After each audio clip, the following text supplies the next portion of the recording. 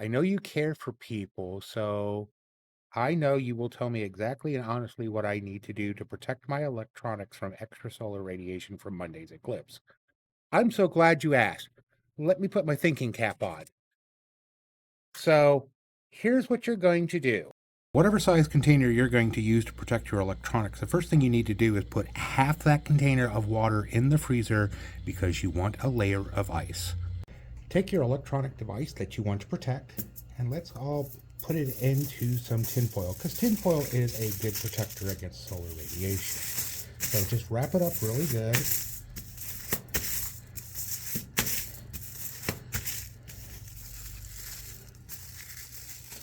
Put it in a baggie if you got one that's big enough to put the device in. And now you gotta wait for the water to freeze, and then you're gonna put it on top of that block of ice that you just froze. And then you're gonna submerge it the rest of the way.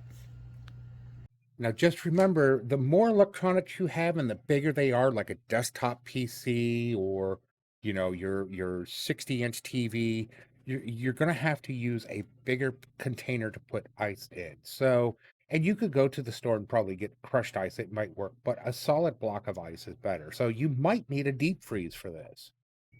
Now, why is the tinfoil important? Because obviously it's going to protect from solar radiation. However, this is also going to bend and flex a little bit on its own as the ice compresses in towards your device for the extra layer of protection. You have your block of ice, you're going to take your device, put it on top of the block of ice, and submerge it the rest of the way.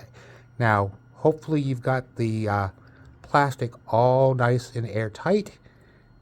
And if it starts to flip, that's okay. You could probably put something on top of it to hold it down, but it should be fine. Make sure you fill it up, put it back in the freezer. Now, while your device is freezing for the second time, I need you to go dig a hole in your neighbor's yard.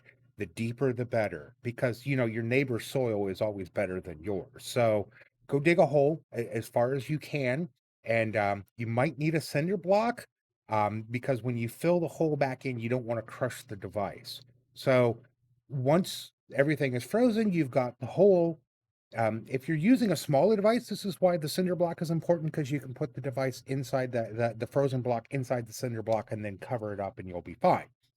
If you don't have a block, just be gentle putting the soil back on because soil is absolutely the best form of radiation protection. Once that's done, wait till the solar eclipse is over with.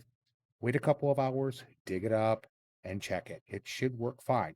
And you'll know the ice worked because it will no longer be ice. It will have melted from the solar radiation. And if there's some missing, that means it actually did its job.